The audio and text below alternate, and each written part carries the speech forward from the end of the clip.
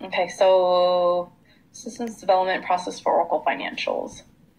Okay, so I don't lead the Oracle Financials application as their lead DBA, but it looks like you guys have chosen that.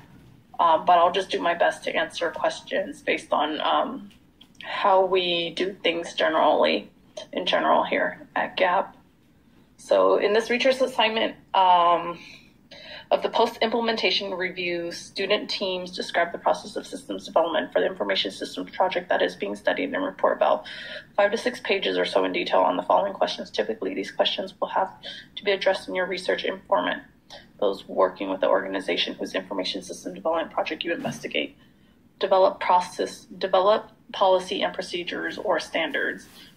Development policy procedures and or standards are published documents describing a prescribed development methodology that anyone within the company or organization must use for new IT application development, application upgrade, or application acquisition. Policies are the highest level of organization directive, usually encompassing mandatory staff behaviors, i.e. actions that must be taken while developing or acquiring an application. Procedures are typically step-by-step instructions to perform a specific business process or task. Standards usually are minimum performance models that may be used as a basis for comparison or judgment.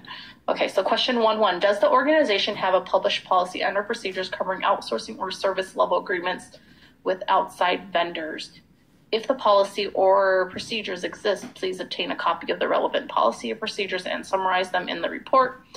An example of this, let's say the organization uses one or more cloud providers to host its business software applications. There are policy defined for contracting cloud suppliers.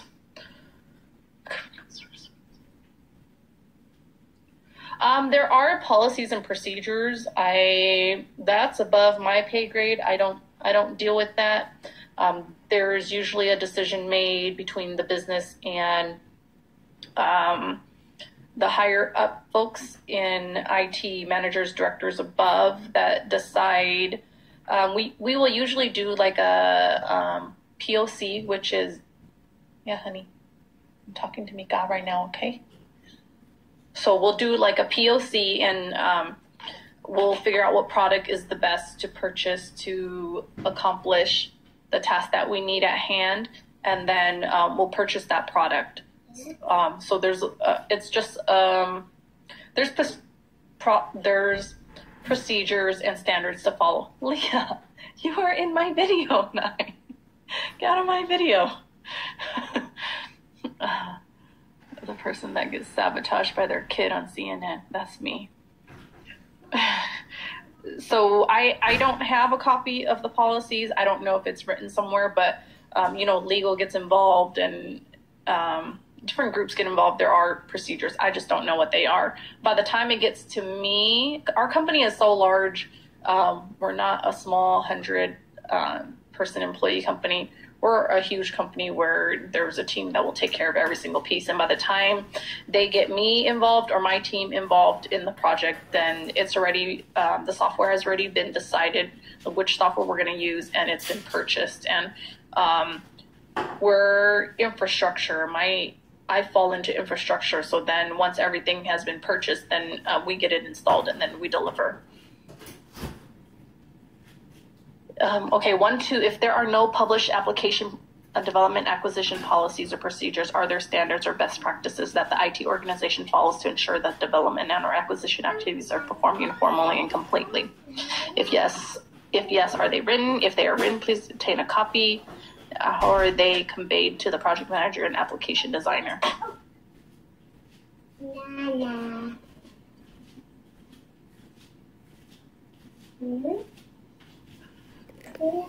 We have, each team has their own policies and procedures.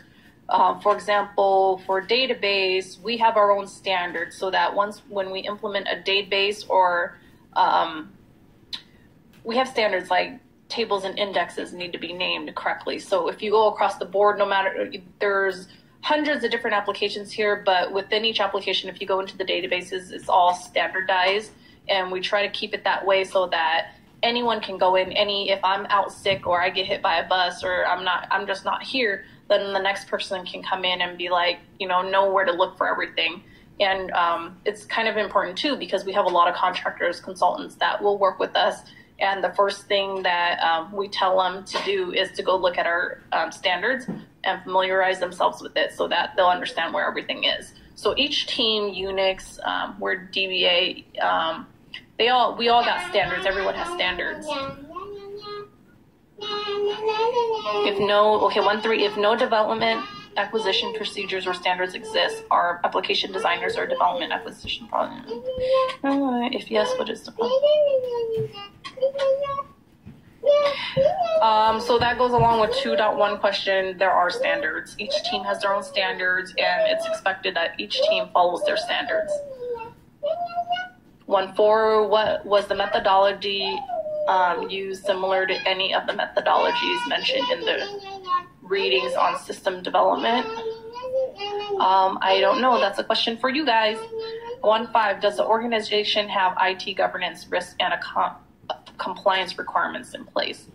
Yes, we have IT governance.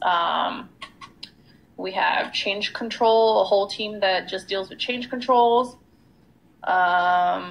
We have a team for everything here. Okay, question 2. 2.1, how was the need for the subject application established? The subject application, okay, so I'm assuming, I'm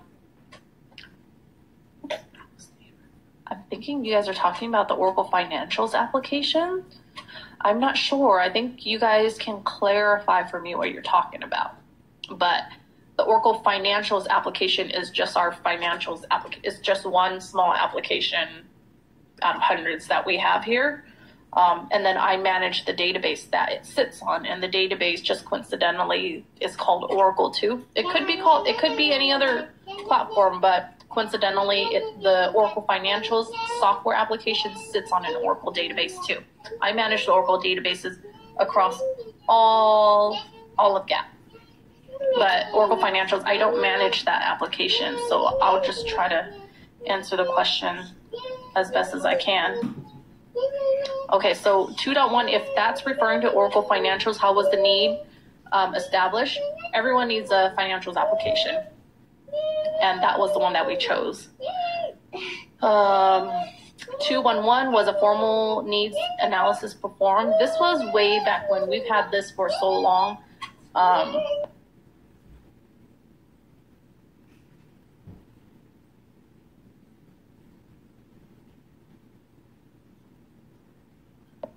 Leah,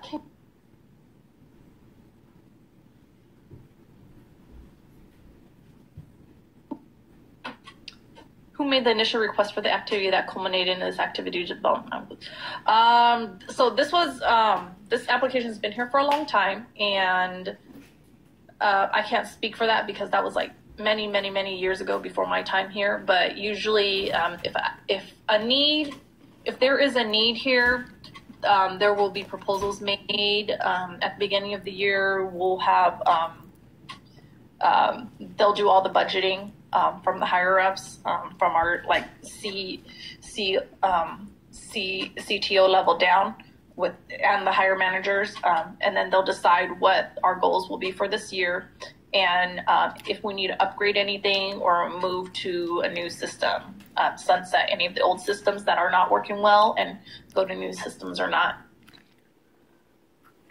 And I'm sure Oracle Financials was chosen because it was the most robust for the size of company that we are. 2.2, describe the process of gathering the business requirements for the information systems. So that's usually done on the business side. So everything is driven from the business side. And business side, I'm talking about like the stores, the people who work at the desks. It's the needs for the company that drives how we start research and what decisions we make. So I'm sure, at one point GAP was really small, and we probably used software that just did enough for financials or for anything here. But once we start having problems, then that's when, and we need to streamline our processes, make things a lot easier to do. Then that's when the business side will ask for a new application or an application that can do A, B, and C. and they take that up with, they bring that up their chain, and then their chain of command talks to our chain of command, and then we try to find a solution for them, and then that's how it works.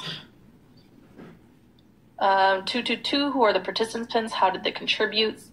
They contribute, so it usually starts a little bit higher up, and then it'll trickle down through directors, down to managers, and then these guys will get together, and that's why they get paid the big bucks, because they'll brainstorm, and then if they need to bring us in, like people with more specific knowledge, like someone like me, then they'll bring us in, and then we'll just kind of round table and figure out, talk to different vendors, get vendors to come on site and show us what they've got, and then from there we will then we can make a better decision on what product to choose. So it usually starts higher up, and then because we need to figure out what the need from the business is, and then it comes down, and then we figure out the groups that have the expertise, which groups are needed in the conversation. And then from there on, then we can narrow it down to what product line we want to look at. Okay, 233, what formal documentation was developed during the requirements gathering process?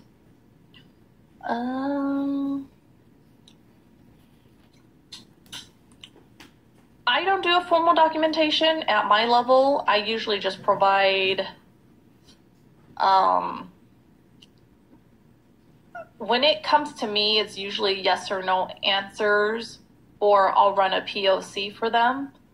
And then the project manager will usually take that up and put it into a more formal documentation or a formal proposal, which is usually just kind of like a PowerPoint slide of a proposal that they will then take higher up and review it with the decision makers. Who reviewed the requirements? Who signed off on them? Yeah, so there is an executive sponsor. This is question 2-3, and it's usually the director or the application owner, or where that product would fall, which application owner it would fall under. So then they sponsor this project to, let's say, get Oracle Financials upgraded. So then they seek funding from the higher ups. So they'll seek funding from the higher ups because there's a business need for it. So that's why then they put a team together that will do a POC and get estimates on how much everything would cost, and that would trickle down to people like me, and then each individual group would do their work, and it goes up to the project manager, and then we get all this information together. Then the executive sponsor, which is usually the director, will take it higher up to more of like the CTO level, CTO, CEO level, and then